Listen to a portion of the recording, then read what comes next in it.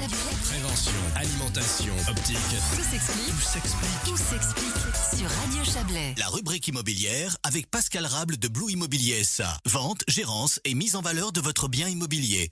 www.blueimmobilier.ch. Nous avons parlé de home staging ces 2 dernières semaines sur Radio Chablais avec vous, Pascal Rable. Aujourd'hui, c'est notre dernier volet consacré à ce sujet. Bonjour Pascal. Bonjour Pierre, bonjour à tous les auditeurs. Oui, c'est ça. Donc encore un petit rappel. Le home staging, c'est mettre en valeur l'objet à moindre coût en dépersonnalisant un maximum, éventuellement faire quelques petits travaux de peinture et autres. Quels sont les coûts pour réaliser du home staging? Ça peut varier entre 0,5 à 4% du prix du bien. Bien entendu, ça dépendra surtout de la valeur de l'objet, de son âge, mais surtout des goûts des propriétaires actuels en termes de mobilier et de couleurs. Si vous avez un appartement moderne où il y a juste un petit peu de peinture à faire et quelques accessoires à acheter, alors là, ça vous coûtera pas très cher. Après, si c'est un appartement d'une personne âgée où il y a toute la déco à revoir, le mobilier, les peintures et autres, là, c'est vrai que le budget peut être un peu plus conséquent. Je dirais que de manière générale, avec quelques milliers de francs, on peut déjà faire pas mal de choses. Faut également se dire que tout ce qui est investi dans l'appartement et la déco n'est pas forcément perdu, parce que ça diminuera aussi la négociation de la part des futurs acquéreurs. Les 2 dernières semaines, on avait beaucoup parlé du mobilier et des accessoires, mais dans le cas d'une vente standard, le client n'achète que le logement et pas le mobilier. Ce n'est pas un peu contradictoire? Oui, alors vous avez raison.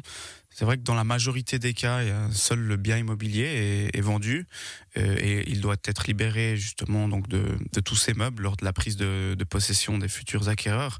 Même s'il nous arrive parfois que nos clients nous demandent si certains meubles peuvent être emportés lors de la vente. Maintenant, pour revenir à l'idée que les meubles et la déco n'est pas à vendre, alors c'est vrai. Donc c'est ce que vous avez dit, c'est totalement juste, mais pour que les clients puissent avoir un coup de cœur et acheter le bien, il faut qu'ils puissent s'y projeter. Et donc, dans cette idée, il faut que le mobilier plaise au plus grand nombre. Et c'est toujours difficile de se projeter dans un logement vide ou avec du mobilier qui ne reflète pas vraiment nos goûts. On a parlé du home staging pour ce qui concerne la vente, mais est-ce que cela peut se faire aussi lors de location? Ça peut se faire, oui, mais c'est quand même un peu plus rare. Déjà, pour commencer, alors en règle générale, lorsqu'on loue un appartement ou une maison, c'est loué vide de tous les meubles. En revanche, lorsqu'il s'agit d'une location meublée, alors là, oui, c'est quand même très courant de faire du home staging. Et la plupart des appartements qui sont loués avec des meubles, ce sont des meubles modernes avec des couleurs neutres. Exception faite des bed and breakfast et des Airbnb. Mais là, on parle plutôt d'une location pour une très, très courte durée. Donc, ouais, la décoration a un peu moins d'importance, on va dire. On a parlé de la mise en valeur de votre bien immobilier via le home staging, Pascal Rable, mais pour donner envie aux potentiels acquéreurs de venir, il faut encore créer cette envie. Oui, c'est une bonne remarque. C'est vrai que si vous avez un superbe appartement, mais que vous avez des photos horribles, sombres ou pixelisées, ce sera difficile d'attirer les clients pour une visite. Là encore, c'est l'un des rôles d'un courtier en immobilier, mettre en valeur votre bien afin d'attirer un maximum de clients intéressés.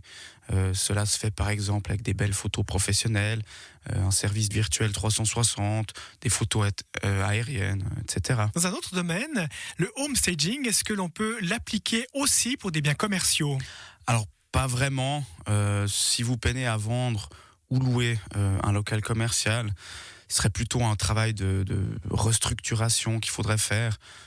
Par exemple, séparer les locaux en plusieurs petits locaux qui sont quand même plus faciles à remettre, ce genre de concept. On a beaucoup parlé de désencombrement et de dépersonnalisation pour le home staging.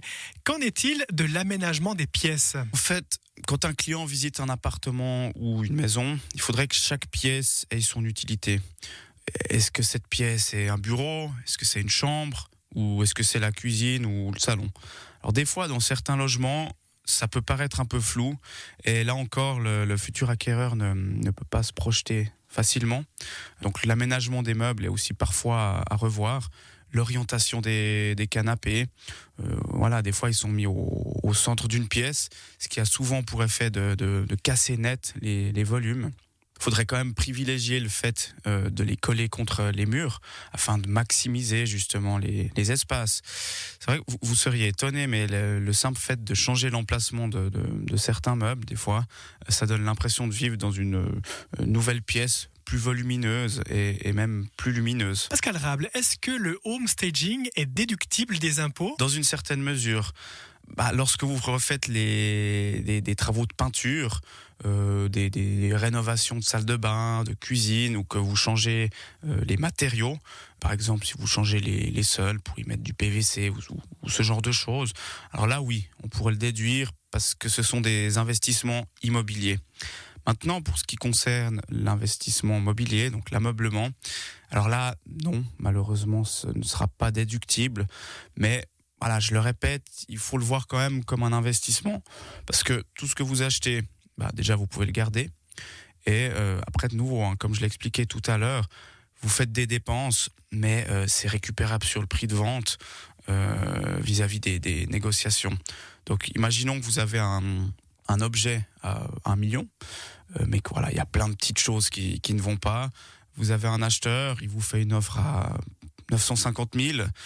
Comme ça fait de nombreux mois que vous essayez de vendre et que vous désespérez un peu, alors vous le vendez quand même. Alors qu'en fait, peut-être que si vous aviez investi, 10 000 francs, le client vous aurait fait une offre à 980, et donc en investissant 10 000 francs, vous seriez vendu à 30 000 francs de plus. Donc c'est une économie aussi. Vendre son bien immobilier, ça peut prendre du temps, même si l'on pratique le home staging.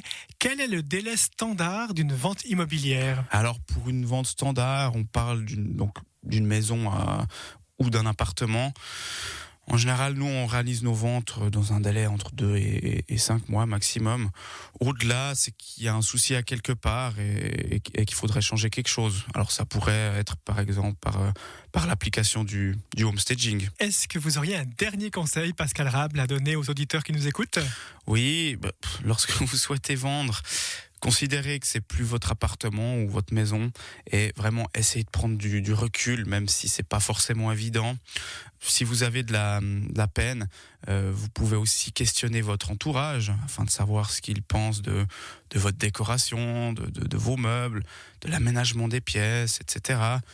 Demandez-leur s'ils apprécient ou pas, qu'est-ce qu'ils changeraient le cas échéant. Je rappelle, mais le home staging, c'est avant tout plaire à un maximum de personnes en privilégiant vraiment les couleurs neutres, désencombrant un maximum le mobilier qui prend beaucoup de place. Donc voilà, rangez aussi vos photos de famille et les petites babioles décoratives qui sont plus vraiment au goût du jour. Et pour terminer, je dirais encore que qui dit vente dit déménagement, et tout ce que vous pouvez trier et ranger, ce sera tout ça de moins à impacter pour le déménagement. Merci Pascal Rable, c'était le dernier volet consacré au home staging. Je rappelle que vous êtes le directeur chez Blue Immobilier SA, blueimmobilier.ch. Belle journée. Merci, bonne journée. La rubrique immobilière avec Pascal Rable de Blue Immobilier SA. Vente, gérance et mise en valeur de votre bien immobilier. www.blueimmobilier.ch